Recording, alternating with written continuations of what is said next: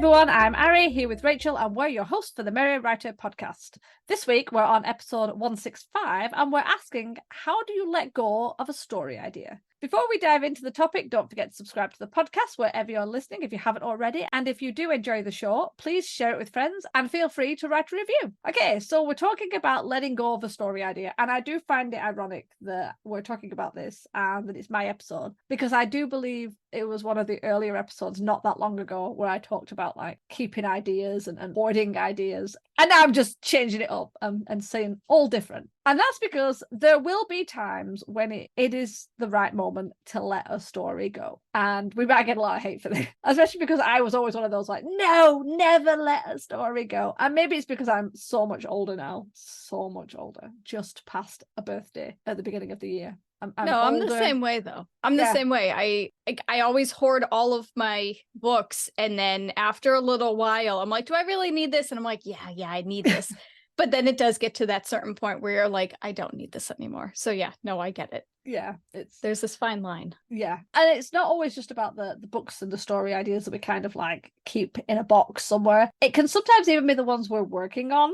It's like, oh, I'm touching very dangerous this. But if you've ever worked on a story and you've worked on it a long time, and it's got to the point where you don't feel drawn to it anymore, that can be a problem. Now, yes, you can put it to one side and you can work on something new. If you're like us, we have multiple projects that we hop around to, fine. But I think it's important to understand the difference between keeping a story because it means something, because it's good, because it's something that you can see, if you look in the future, that you can see it being finished, you can see it being published, you can see it being developed, or because of the sunk cost fallacy. Now, I think I've mentioned this before, possibly in that episode we talked about keeping stories, very possible. And the sunk cost fallacy is where if you've put in money or time or effort and you've put a lot of it into something, it becomes hard to let go because you've put so much in. Now, I think one of the biggest examples, and again, I've definitely said this before, is Concorde, where the British and the French put a ton of money into Concorde. So much money, and it did not generate much revenue. It was a constant like leaking of cost. It was not a great thing. Very pretty and all this, but not good for business. And they just kept pouring money in because they'd already poured so much money in. It didn't feel right to stop. I mean, obviously they did eventually, but it didn't feel right to stop because in their eyes, it was like, well, it's a waste of how much. And we've probably all done it. You've probably bought something that was expensive. You didn't use it, or you used it once and you didn't want to get rid of it, even though you don't use it, you don't wear it, it doesn't help anything, but you spent so much money on it that it's like, well, I can't get rid of it because I'm throwing that money away. I'll never sell it for what it's worth. I'm throwing money away. I might as well keep it and have it in my house, taking up space. That is the sunk cost fallacy. It's not realizing that you're throwing away money or time or effort on something that's not good anymore. And the problem is, especially with writers, if we've been working on something for so long, that time is hard. So saying like, oh, well, I've been writing, I've been working on this for 10 years. If it's giving you joy, if it's something you can still see working, fine. If it isn't, it's hard to go, well, I'll just throw those 10 years away. What a waste. And it isn't a waste because those 10 years you've been developing as a writer and all that. But it's hard. It's hard saying those 10 years gone, we'll start something new. So what we do, we keep it and we put more time in and more time, and we can get more annoyed at this story. In fact, it can actually make us more frustrated and hateful of these stories because they're not doing what we want. We're no longer passionate about them, but we keep putting our energy and time into them. So yeah, you definitely need to sort of step back and look at the stories that you're working on and decide, are they viable? Are they still passion projects? Are they something that if you look in the future, you can see it finishing? You can see it going out into the world and bringing joy or whatever to people? Or is it just, you've been working on it so long, you might as well carry on? That's not a good thing. No, I'm going to piggyback off of that. And I'm going to say, I think one of the easiest ways you can figure out how you can let go of a story idea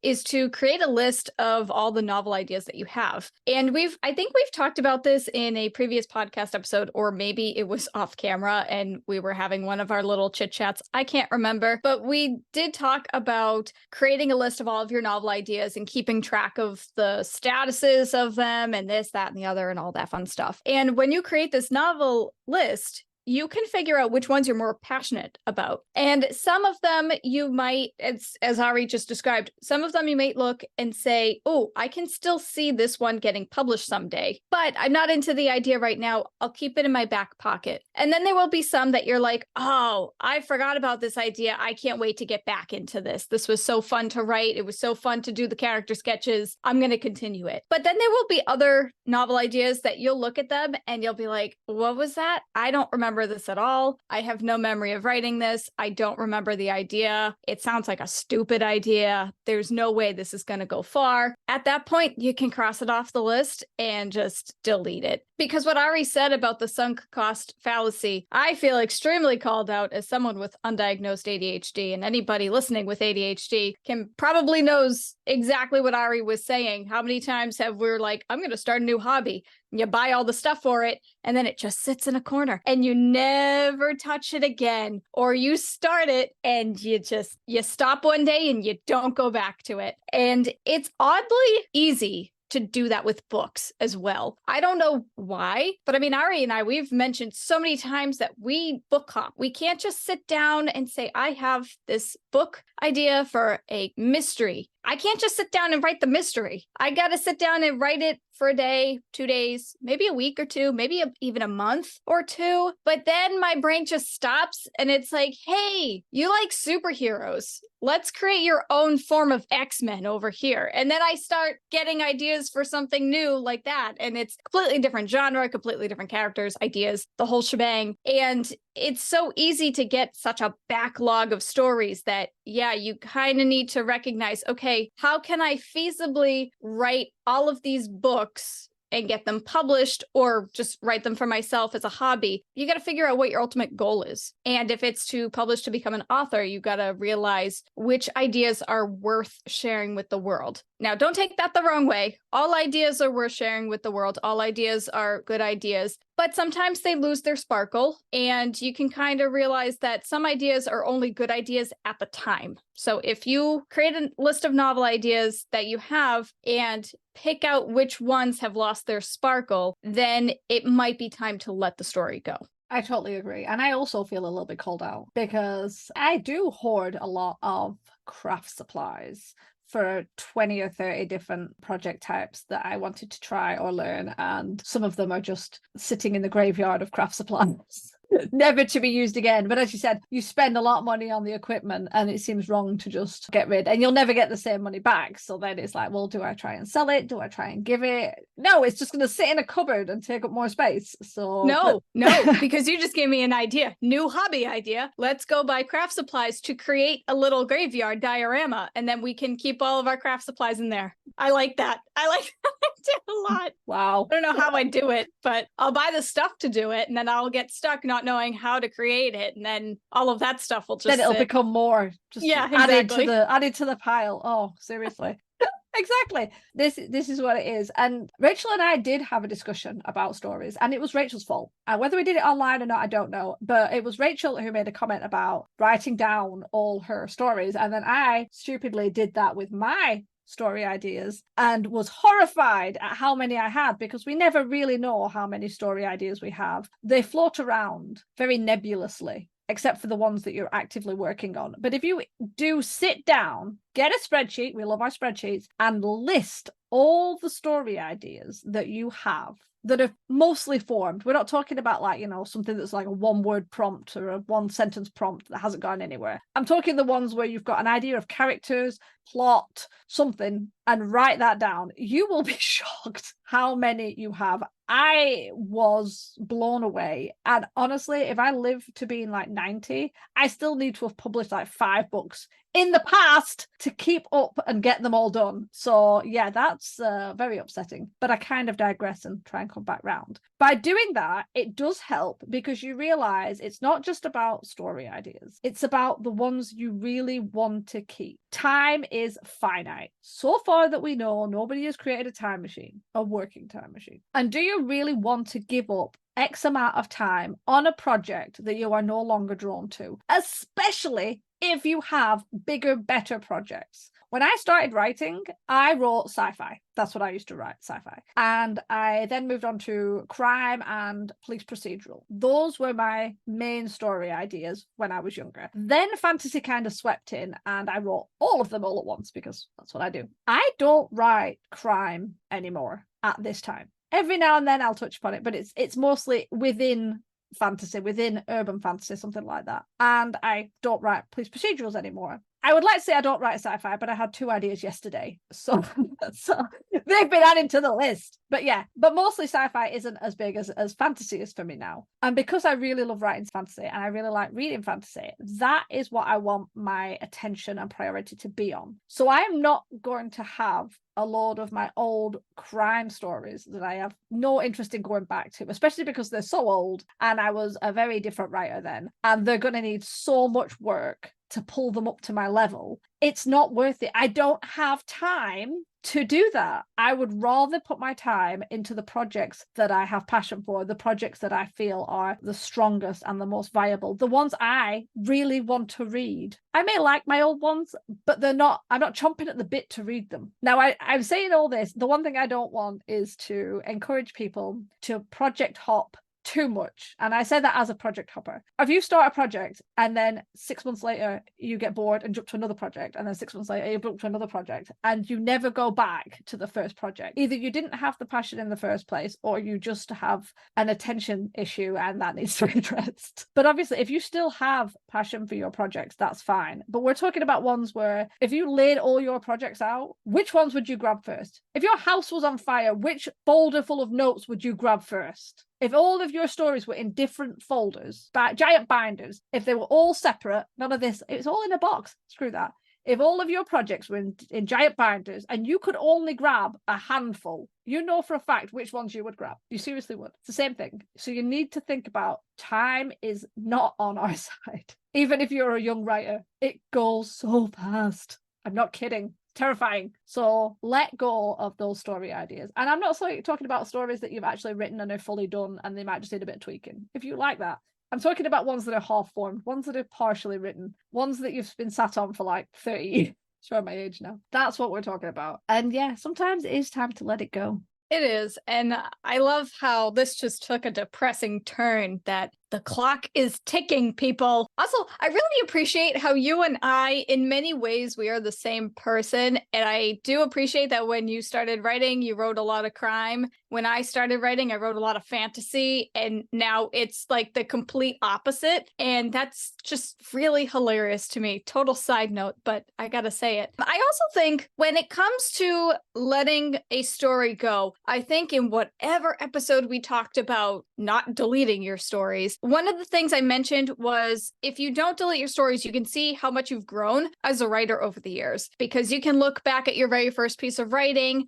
see how crappy it is, and then look at what you wrote yesterday and say, oh, wow, I really improved. I actually know where my commas go now. I still don't know where my commas go. But anyway, if you take your earlier writing, I think you could also take that and flip it on its head as well. Depending on what story ideas you end up letting go, that also helps you see how much you've grown as a writer. And I say this because shortly after Ari and I discussed never deleting your work, I actually went through all of my digital files, all of my hard copy manuscripts, all of my notebooks, my notes, everything. And I was shocked at how much I recycled.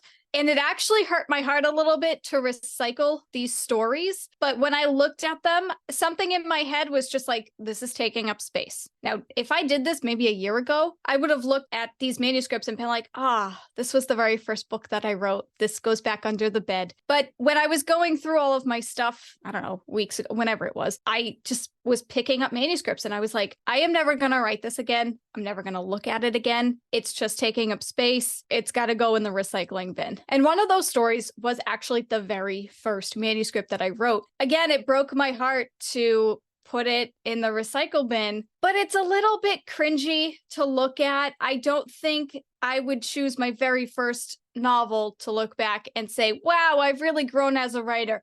No, I'm probably going to look at a manuscript that I wrote a year or two ago because I'm on draft, like, I don't know, 165 of my mystery novel. So I'll go back and look at the previous draft of that to see how much I've grown. And also, the first novel I wrote was a really angsty, stereotypical high school drama thing that I am not even going to explain because it's so embarrassing. But yeah, so I think that's one of the things. If you want to keep your stories, you can see how much you've grown over the years as a writer. But on the other side of it, that can also help you decide when you should let go of a story idea. And I'm not talking you need to like just throw it in the recycle bin on your computer or take your hard copy manuscript and put it in the trash.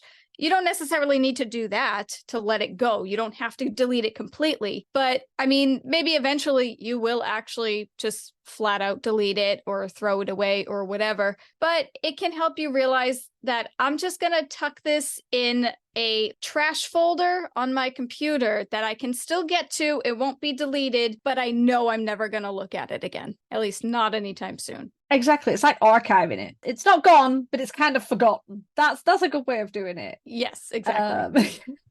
But as you said, like it is horrible. Like you look back at some of your older ones, and I mean, I wrote my sci-fi that I was writing. One of the ones, because obviously I was writing a lot when I was younger. But when I was like in my early teens, I was writing one of my sci-fis, and it's like you're thinking about an early teenager writing a story with adults. It's like I had no freaking clue what people were like when and they're adults as older people. But like I hated writing about teenagers. It just didn't do it for me at all. So I would write about people who were like in their 20s and they were able to do stuff. But I had no experience about any of that stuff. I didn't know how they dealt with situations or responsibilities or anything. And you can tell they were like cringy is the best word. Cringy, angsty, teenage-like characters. But they could drink and they could drive and they had bills to pay and responsibilities, and I didn't know any of that stuff, and I was just like, yeah, this is what it must be like, right? No. Wow. Right. No, my first book, I wrote it when I was like 13, I think, but it was set in high school. I didn't know what it was like to be in high school. My inspiration came from TV shows that I watched on Disney Channel. So, you know, whenever they're at school, they're all standing in the hallway by their lockers, holding books and chit-chatting and just having a grand old time. And their lockers are like beautiful with graffiti and stuff like that. And they're all beautifully decorated and all of that stuff. And the teachers are wacky. Like that was my inspiration. Then I got to real high school and I was like, this sucks. Not even close. Not even close. No.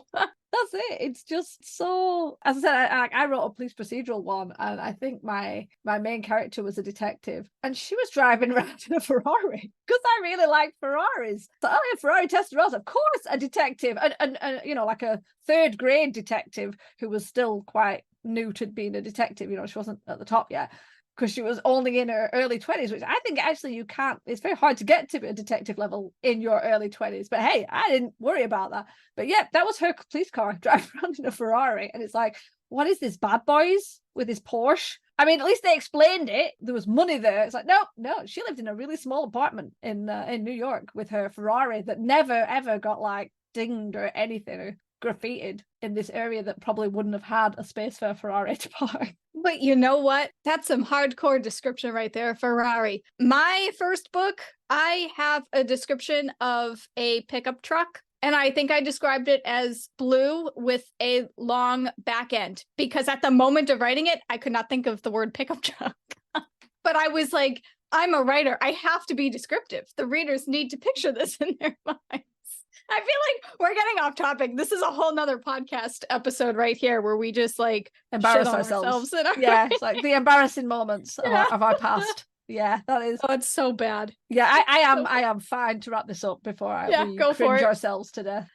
But yeah, so we're talking about how to let go of story ideas. When is it time to let go? Considering how much time and effort you've put in, where the passion is, whether it's something that is viable, whether it's something you really want to give any more time to, because time is not infinite, people. Yes, it's good to keep it to see how you've grown as an author. If that's the case, either keep a little bit of it or maybe just keep the digital copies and get rid of any of the hard copies. Free up some space in your house. Seriously, it's so much nicer to do that. Definitely create a list of novel ideas you have. See how many you have, and then maybe put them in order of which ones actually give you that really good bliss feeling of, yes, I want to write this, I want to read this, I want other people to read this. Put them in order and then see how many you've got, and then decide, those bottom ones, are they worth keeping on the list? I'm not saying they are, don't get rid of them if they are, but if you go and put every idea down, including ones from like when you were younger, maybe some of them can go. If you can't throw them, archive them, put them out of your mind. Don't even have it on the back burner. They need to be in the back of the cupboard, never to be seen again, not bubbling away at the back of your head. You have enough ideas to be putting on the back burner while you work on your current ideas. Okay, that's all I'm going to say on the matter, and we'll see what people say.